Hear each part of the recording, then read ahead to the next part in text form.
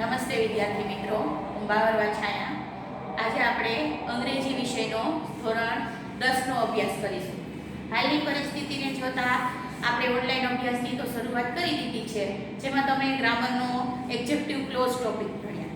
આજથી આપણે આપણા ટેક્સ્ટબુકની શરૂઆત કરીશું, જેના પહેલું યુનિટ જે આજે આપણે ભણવાનું છે, જેનું નામ છે અગેન્સ્ટ ધ ઓડ્સ. અગેન્સ્ટનો અર્થ થાય વિરુદ્ધ અથવા સામે, અને ઓડ્સ એટલે ચાલતી આવતી રીત કે જે ચલણ છે, જે વર્ષોથી ચાલતું આવ્યું છે એના વિરુદ્ધમાં, એટલે કે પ્રવાહ જે ચાલે છે એના સામે જવાનું, એના વિરુદ્ધમાં જવાનું, એટલે કે સામા પ્રવાહે અથવા તો પ્રવાહની વિરુદ્ધ, એવું આપણે ટાઇટલનું ગુજરાતી કરી શકીએ. હવે ટાઇટલને સમજવા માટે આપણને પ્રી ટાસ્કની અંદર એક દશરથ માંઝી નામના વ્યક્તિની વાત કરવામાં આવેલી છે. હવે મિત્રો, પ્રી ટાસ્ક આપણને શેના માટે આપવામાં આવે છે? તો આપણી જે તમે 9મા ધોરણમાં ભણી ગયા એટલે તમને ખબર જ છે કે આપણી જે મુખ્ય સ્ટોરી હોય છે, મુખ્ય જે પાઠનો હેતુ હોય છે, ત્યાં સુધી લઈ જવા માટે આપણે પ્રી ટાસ્ક છે એ મદદગાર થાય એટલા માટે આપેલું હોય છે. અને આ પ્રી ટાસ્કની મદદથી આપણે આપણા ટાઇટલનો અર્થ પણ પછી સમજીશું કે આ ટાઇટલનો અર્થ શું થાય છે ખરેખર. પ્રવાહ એટલે આપણે શું માનતા હોય કે પાણીનો પ્રવાહ, પણ અહીંયા પાણીના પ્રવાહની વાત નથી થતી. કયા પ્રવાહની વાત થાય છે? તો એ પ્રી ટાસ્કની અંદર આપણે સમજીશું. અને મિત્રો, પ્રી ટાસ્ક ક્યારેય આપણને એક્ઝામની અંદર એમાંથી પ્રશ્નો પૂછાતા નથી, એ માત્ર આપણને સહાયરૂપ જ થતું હોય છે. તો આપણને પ્રી ટાસ્કની અંદર દશરથ માંઝી નામના વ્યક્તિની વાત કરવામાં આવેલી છે, જે માઉન્ટેન મેન એટલે માઉન્ટેન મેનના નામથી ઓળખાયા. તો આવું નામ એમને શા માટે મળ્યું? તો આ દશરથ માંઝી નામના જે વ્યક્તિ છે એ ખૂબ જ નાની ઉંમરે એ કોલસા અને ખાણની અંદર કામ કરવા જતા રહ્યા હતા. પાછા ફરતા ગામમાં ઉંમર લાયક થયા એટલે ફાલ્ગુની દેવી નામની છોકરી સાથે એમના લગ્ન કરવામાં આવ્યા. હવે જેમ બારે કામ કરવા જતા હોય અને એની પત્ની છે એ બપોરે, જેને આપણે ભાથું કહીએ છીએ, એના પતિ માટે જમવાનું લઈ અને જતી હોય, તો એમના પત્ની છે એ એમના પતિને દશરથ માંઝીને બપોરનું ભોજન આપવા માટે જઈ રહી હતી. અને રસ્તામાં ગહેલુર હિલ એટલે ટેકરી, તો ગહેલુર હિલ છે એ આવતી હતી. અને મિત્રો, તમને ખબર છે કે હિલવાળા રસ્તાઓ છે એ સીધા ન હોય, ટેકરીની ફરતે ફરી ગોળ ફરી અને રસ્તાઓ નીકળતા હોય છે. સીધો રસ્તો પેલી તરફ જવાનો હોતો નથી. તો એ જ્યારે એ રસ્તાઓ ટેકરી પરથી પસાર થતી હોય છે અને એ લપસીને પડી જાય છે અને ગંભીર ઈજા થાય છે. હવે જ્યાં હોસ્પિટલ છે એ ગામમાં તો હતી નહીં, જે શહેરમાં હોસ્પિટલ હતી એ ટેકરીની પેલી બાજુ હતું અને સીધો જવાનો રસ્તો હતો નહીં. આખી ગહેલુર હિલને ફરી અને જવું પડે અને ઘણો બધો સમય લાગે. તો આ સમયસર દવાખાને ન પહોંચવાના કારણે એમના પત્ની છે એમનું રસ્તામાં મૃત્યુ થઈ જાય છે. ત્યારે દશરથ માંઝી ખૂબ જ દુઃખી થાય છે અને મનોમન નક્કી કરી લે છે, દ્રઢ નિર્ણય કરી લે છે કે મારે આ ગહેલુર હિલને તોડી અને વચ્ચેથી રસ્તો બનાવવો છે, સીધો શહેરમાં પહોંચી શકે એવો, જેથી કરીને મારી પત્ની સાથે જે ઘટના આજે બની એ ગામના કોઈ લોકો સાથે બીજી વખત થાય નહીં એટલા માટે. તો મનોમન નિર્ણય કરી અને એ પોતાના સામગ્રી લઈ અને એકલા હાથે આ પહાડને તોડવા નીકળી પડે છે. પહાડને એકલા હાથે તોડવું એ કઈ સહેલી વસ્તુ નથી. અને ગામના લોકો પણ એને જોઈ અને હસતા, મજાક ઉડાડતા, એને ગાંડો કહેતા, પણ કોઈની વાતમાં ધ્યાન ન આપતા પોતાના નિર્ણયમાં સતત એ આગળ કામ કરતા જ રહ્યા. અને 22 વર્ષની મહેનત પછી એમને 360 ફૂટ લાંબો, 25 ફૂટ ઊંડો અને 30 ફૂટ પહોળો ગહેલુર હિલમાંથી રસ્તો બનાવી દીધો. અને જે અત્રી અને વઝીરગંજ, જે ગયા ડિસ્ટ્રિક્ટના સિટી છે, એમને પોતાના ગામથી જવા માટે જે 55 કિલોમીટરનું અંતર થતું હતું એને ઘટાડી અને આ રસ્તાએ 15 કિલોમીટરનું અંતર કરી દીધું. તો આ રસ્તો છે એના કારણે સમયસર ગામના લોકોને હોસ્પિટલની સુવિધા મળી રહે એવું એમને સરસ મજાનું કામ કરી બતાવ્યું, એ પણ એકલા હાથે. હવે ઘણા લોકો એમની મજાક ઉડાડતા, એમની મસ્કરી કરતા, પણ થોડા લોકો એવા પણ હતા કે જે એમને ભોજન આપતા આપતા, સાધનો ખરીદવા માટેના પૈસા આપતા, એવી રીતે એમની મદદ પણ કરતા. તો આવું કામ એકલા હાથે કરી બતાવ્યું, એના માટે એમને ધ માઉન્ટેન મેન, પર્વતીય પુરુષ એવું બિરુદ આપવામાં આવ્યું. એ નામથી એ ઓળખાવા માંડ્યા. ત્યાર પછી બિહાર ગવર્મેન્ટ એમનું નામ છે એ પદ્મશ્રી એવોર્ડ માટે 2006 ની અંદર એમને દરખાસ્ત મૂકવામાં આવી. અમને એ એવોર્ડ છે એનાયત પણ કરવામાં આવ્યો એમના આ જે એમને અવ્વલ મંજિલ પ્રાપ્ત કરી છે એના માટે થઈ. તો આ વાત ઉપરથી દશરથ માંઝીની વાત આપણે જે પ્રી ટાસ્કમાં આપી છે એના ઉપરથી આપણે એટલું સમજી શકીએ કે ભાઈ રસ્તાઓ બનાવવા એ કોનું કામ છે? એ ગવર્મેન્ટનું કામ છે, સરકારનું કામ છે. જે વર્ષોથી સરકાર કરતી એવી છે એના માટેનો ખર્ચ છે એ સરકાર ઉપાડે છે. પણ જ્યારે સરકાર છે એ આ કામ માટે ધ્યાન ન આપે, પૈસા ન ખર્ચે, ત્યારે લોકોને જે મુશ્કેલીઓ પડતી હોય છે એ પોતાની મુશ્કેલીનું જાતે હલ નીકાળવા માટે એ લોકો પોતે જાતે જ આ કામ કરી દેતા હોય છે, રસ્તાઓ બનાવી દેતા હોય છે, એ પણ પોતાના ખર્ચે. તો આ શું હતું કે વર્ષોથી સરકાર જે રસ્તાઓ બનાવે છે એક પ્રવાહ હતો, એક રીત હતી, અને એનાથી કંઈક અલગ કરી બતાવ્યું કે સરકાર ન કરે તો કાંઈ નહીં, આપણી મુશ્કેલીઓને આપણે જાતે હલ કરીશું. એવા નિર્ણયથી એમને જાતે જે રસ્તો બનાવી આપ્યો અને પોતાની સમસ્યાનું નિવારણ કરી દીધું. તો એ જે ઓડ્સ હતી, જે રીત હતી, એના વિરુદ્ધમાં જઈ અને એને કંઈક કામ કરી બતાવ્યું. તો આના પરથી આપણે આપણા ટાઇટલનો અર્થ સમજાશે કે સામા પ્રવાહે અથવા પ્રવાહની વિરુદ્ધ. તો કયા પ્રવાહની વિરુદ્ધ? કે જે વર્ષોથી રીત ચાલતી આવતી હોય એ પ્રવાહની વિરુદ્ધમાં જઈ અને કંઈક કામ કરી બતાવવું, એને આપણે અગેન્સ્ટ ધ ઓડ્સ કહીએ. હવે આ હતું પ્રી ટાસ્ક, જેમાં આપણે ખાલી સમજવાનું હતું, એના પ્રશ્નો કોઈ પૂછાતા નથી. હવે આપણે આપણા મુખ્ય સ્ટોરીમાં, મુખ્ય પાઠમાં જઈએ. રીડની અંદર હંમેશા આપણો મુખ્ય પાઠ હોય છે. હવે આ પાઠ મિત્રો 3 વિભાગમાં ડિવાઈડ કરેલો છે. પહેલો વિભાગ એમાંનો છે ટ્રેક્સ ટુ તાજનગર. ટ્રેક્સ એટલે રેલવેના પાટા, અને એ પણ કેના? તાજનગરના. તાજનગર એ ગામનું નામ છે. તો તાજનગરના રેલવેના પાટા. આ 3 ભાગની અંદર આવી જ આ દશરથ માંઝી નામના વ્યક્તિએ જેવું કંઈક કામ કરી બતાવ્યું છે એવી જ કોઈક વાત આ 3 વિભાગની અંદર અલગ અલગ વાત કરવામાં આવી છે. જેમાંનો પહેલો વિભાગ છે એ આજે આપણે ભણવાનો છે. અને આપણે આ પાઠની શરૂઆત કરીએ ત્યારે સાથે તમારે ટેક્સ્ટબુક અને પેન્સિલ રાખવાની. જે શબ્દનો અર્થ તમને ના આવડે એ લખતું જવાનું અને ભાષાંતરને વ્યવસ્થિત સમજતું જવાનું. કારણ કે આપણે જે પ્રશ્નો પૂછાય છે એ પેરેગ્રાફમાંથી શોધીને જવાબ લખવાના હોય છે. એટલે જો તમે પૂરેપૂરું ભાષાંતરને સમજશો તો જ તમે એના જવાબ સારી રીતે એમાંથી શોધી શકશો. એટલે ભાષાંતરમાં ખૂબ જ ધ્યાન આપવાનું છે. જે શબ્દો તમને ન આવડે એનું ગુજરાતી લખતું જવાનું છે. અને અગત્યના જે પોઈન્ટ આવે છે એની અંદર કે જેને આપણે યાદ રાખવાની જરૂર પડે છે એ અહીંયા તમને બોર્ડ ઉપર લખીને પછી એ પણ તમારે નોટ કરી રાખવાના, અંડરલાઈન કરી રાખવાની. તો પેન્સિલ અને ટેક્સ્ટબુક છે એ લઈ લેજો બધા.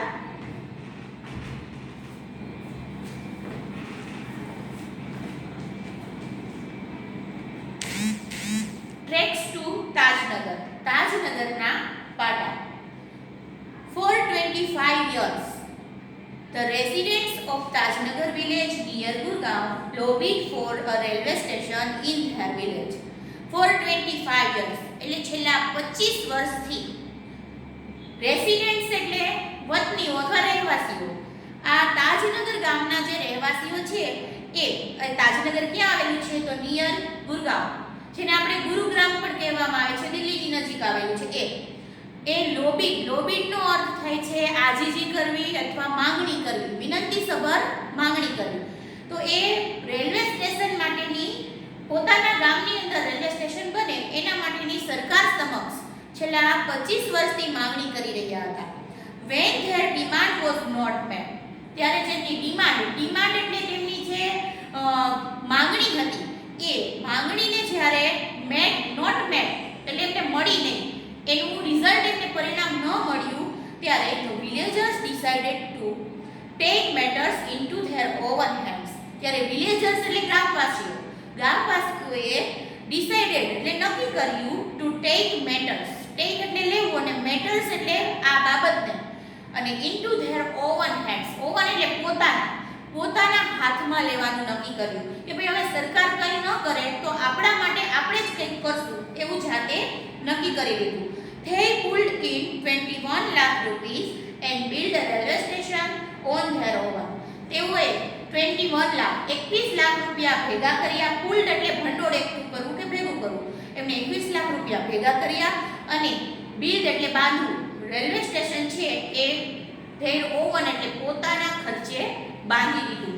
તો અહીંયા એમને કેટલા લાખ રૂપિયા ભેગા કર્યા? પુલ્ડ 21 લાખ રૂપીસ, જેને આપણે યાદ રાખવાનું છે. પ્રશ્નમાં પણ પૂછાઈ શકે કે રેલવે સ્ટેશન બનાવવા માટેનો ખર્ચ કેટલો થયો અથવા તો ગામ લોકોએ કેટલું ભંડોળ એકઠું કર્યું હતું. Second paragraph. Most of the 3000 people living in the village are farmers. Most of 3000. હવે અહીંયા most of એટલે મોટા ભાગના અને 3000 એટલે 3000 માંથી મોટા ભાગના એવું કીધું છે. એટલે આપણે આ પ્રશ્ન ઉપરથી ઇનડાયરેક્ટલી એટલું કીધું છે કે ગામની વસ્તી લગભગ કેટલી છે? 3000 જેટલી છે.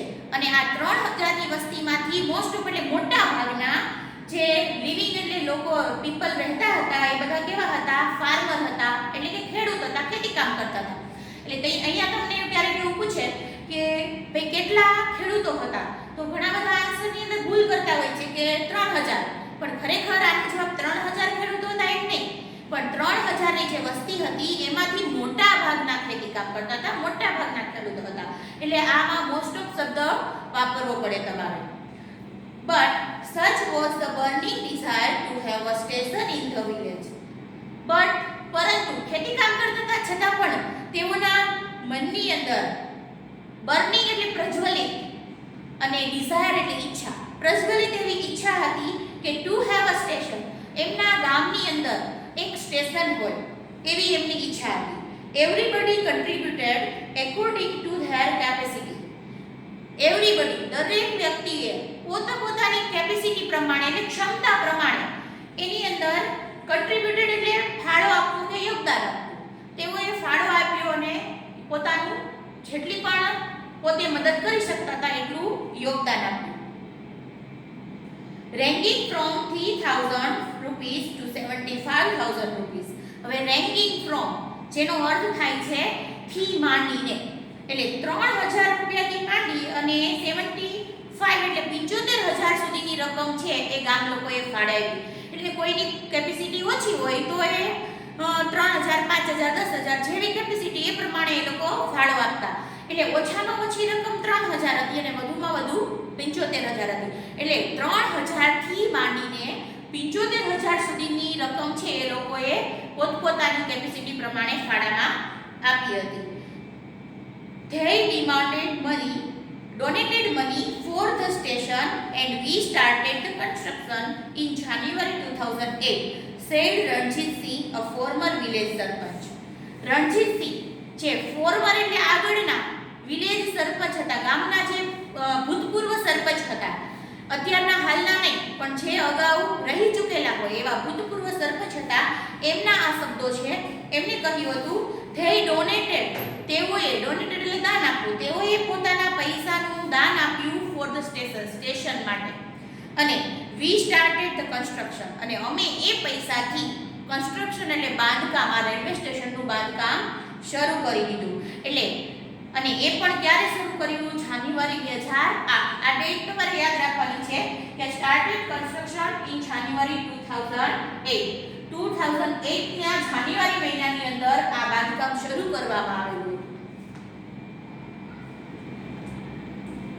Third paragraph. There are a large number of people in the village who need to go to Gurgaon, Delhi and Rewa. આવા લાર્જ નંબર એટલે મોટી સંખ્યામાં લોકો હતા ગામની અંદર કે જેઓને નીડ એટલે જરૂરિયાત પડતી હતી ગુરગાંવ, દિલ્હી અને રેવાર જવા માટે. હવે આ ત્રણેય એવા નજીકના સેન્ટર હતા કે જ્યાં પોતાની જીવન જરૂરિયાતની વસ્તુઓ અથવા ધંધાને લગતી વસ્તુઓ છે એ લેવા માટે આ નજીકના 3 જગ્યાઓ છે કે જ્યાં લોકોને જવું પડતું, પોતાના ગામમાં એ મળતું નહોતું. એટલે નજીકની આ 3 જગ્યાએ જવાનું એમને જરૂર પડતી હતી વારંવાર. There are students who go to colleges, અને ગામમાં વિદ્યાર્થીઓ પણ હતા કે જેમને કોલેજના અભ્યાસ માટે ત્યાં જવું પડતું હતું. ટીલ નાવ એટલે અત્યાર સુધી we had to either go to Halimandi or પાટલી to catch a train. અત્યાર સુધી એમને જો કેચ એટલે પકડવું, ટ્રેનને પકડવી હોય એટલે કે ટ્રેનમાં જવું હોય તો એમને નજીકના બે રેલવે સ્ટેશન હતા, એક તો હાલીમંડી અને બીજું છે પાટલી. ત્યાં જવું પડતું હતું અને both the station are 6 kilometers away from Tajnagar. હવે આ બંને જે રેલવે સ્ટેશન હતા એ તાજનગરથી 6 કિલોમીટર દૂર હતા. એટલે કે ગામવાસીઓને જો દિલ્હી રેવા કે ગુડગાંવ જવું હોય અથવા તો વિદ્યાર્થીઓને કોલેજ જવું હોય તો 6 કિલોમીટર દૂર રેલવે સ્ટેશને જવું પડે અને ત્યાંથી ટ્રેન પકડી અને પછી એ લોકો જઈ શકે. અમે વિચાર્યું when the railway line passed through the village we would have a station here. અમે વિચાર્યું કે જ્યારે રેલવે લાઈન છે, રેલવેના પાટા છે એ અમારા ગામમાંથી પાસ એટલે પસાર થતા હોય તો અમારા પાસે અમારા ગામમાં એવો રેલવે સ્ટેશન હોવું જોઈએ. હવે ગામમાંથી પાટા તો પસાર થાય છે પણ ટ્રેન ઊભી કેમ નથી રહેતી? કારણ કે ત્યાં સ્ટેશન નથી. જો એના ગામમાં સ્ટેશન હોય તો રેલ ત્યાં ઊભી રહે અને લોકો ત્યાંથી જ જઈ શકે. 6 કિલોમીટર દૂર જવાની જરૂર પડે નહીં, લોકોને મુશ્કેલી ઉઠાવવી પડે નહીં, કારણ કે ઓલરેડી પાટા તો પસાર થાય જ છે, માત્ર રેલવે સ્ટેશન બનાવવાની જરૂર છે ખાલી. એટલા માટે લોકોએ એવી માંગણી કરી હતી સરકાર સમક્ષ કે ભાઈ પાટા અમારા ગામમાંથી પસાર થાય છે તો અમારા ગામમાં અમને રેલવે સ્ટેશન તમે બનાવી આપો. But that didn't happen. પણ આ રેલવે સ્ટેશન ડીડન્ટ હેપન એટલે એ બન્યું હતું નહીં. સો we raised the demand in 1982. તેથી અમે raised એટલે માંગણી કરવી, ઉઠાવવી. ડિમાન્ડ એટલે માંગણી કરી હતી 1982 ની અંદર. 1982 માં રેલવે સ્ટેશન માટેની સમસ્ત ગામ લોકોએ સરકાર સમક્ષ, ગવર્નમેન્ટ સમક્ષ માંગણી કરી હતી કે ભાઈ અમારા ગામમાંથી પાટા પસાર થાય છે તો તમે અમને રેલવે સ્ટેશન બાંધી આપો.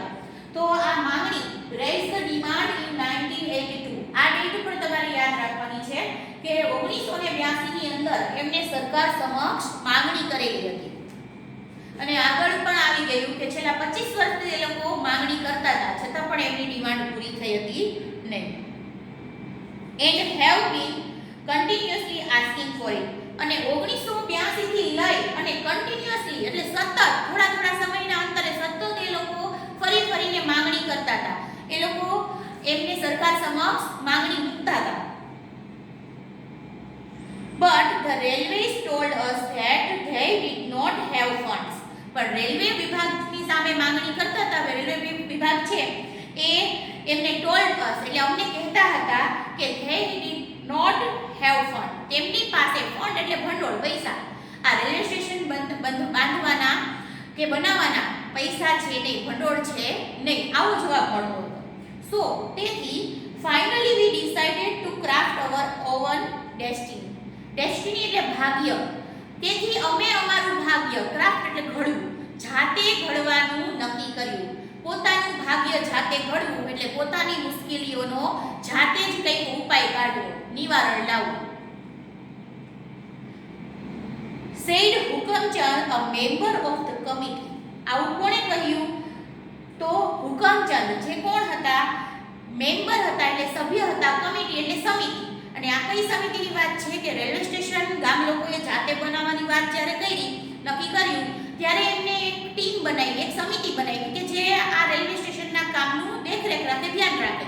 તો આ કમિટી છે એમના જ એક સભ્ય હતા, હુકમચંદ જેમનું નામ છે, એમના આ શબ્દો છે કે જ્યારે રેલવે ખાતાએ અમને એમ કીધું કે અમારી પાસે પૈસા નથી, ત્યાર પછી અમે અમારું ભાગ્ય જાતે ઘડવાનું નક્કી કર્યું. સેકન્ડ એના પછીનો પેરેગ્રાફ છે as a result. હવે એના પરિણામ રૂપ એટલે નક્કી જે નિર્ણય કરવામાં આવ્યો ગ્રામવાસીઓ દ્વારા, એના પરિણામ રૂપ the panchayat passed a resolution in 2008. એના પરિણામે પંચાયતે એક resolution એટલે ઠરાવ, એક નિર્ણય પસાર કર્યો 2008 ની અંદર. તો અહીંયા passed a resolution in 2008. 2008 ની અંદર પંચાયતે ઠરાવ પસાર કર્યો.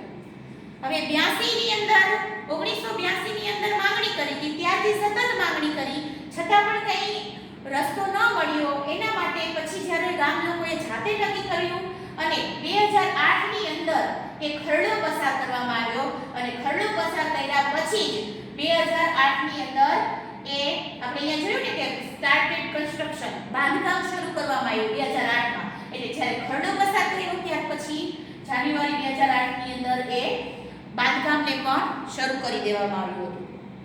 સેઇંગ ધેટ પંચાયતે શું કહ્યું હતું? સેઇંગ ધેટ એવું કહેતા since the railway was not able to build a station for them જો રેલવે એબલ એટલે સક્ષમ રેલવે વિભાગ છે એ સક્ષમ ન હોય અમારા માટે રેલવે સ્ટેશન બનાવવા માટે તો they would do it for themselves and with their own money અને તેઓ themselves એટલે પોતાની જાત માટે પોતાના માટે એ જાતે બનાવશે અને એ પણ ઓવન મની પોતાના પૈસે બનાવશે.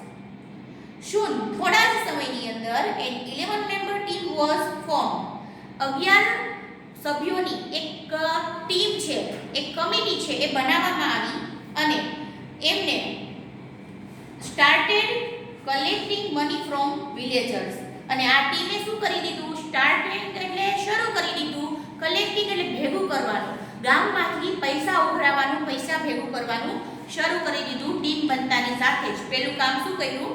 પૈસા ઉઘરાવવાનું, કારણ કે પૈસા જ્યાં સુધી ભેગા ન થાય ત્યાં સુધી બાંધકામ શરૂ થાય નહીં. એટલે પહેલું કામ ટીમે પૈસા ઉઘરાવવાનું શરૂ કર્યું અને પછી બાંધકામ શરૂ કરવામાં આવ્યું અને છેવટે on 7th January 2010 as a result of their efforts 7 જાન્યુઆરી 2010 એના રિઝલ્ટ એટલે પરિણામ, their efforts એટલે મહેનત, ગામ લોકોની મહેનતના પરિણામે 7 જાન્યુઆરી 2010 ના રોજ the first railway station in the country એટલે આપણા દેશનું પહેલું એવું રેલવે સ્ટેશન બની ગયું on which the railway did not have to spend a single rupee કે જે on which એટલે કે જે સ્ટેશનની અંદર રેલવે વિભાગે to spend એટલે વાપરવો કે ખર્ચ કરવો, સિંગલ રૂપી એક પણ રૂપિયો ખર્ચ કર્યો હતો નહીં.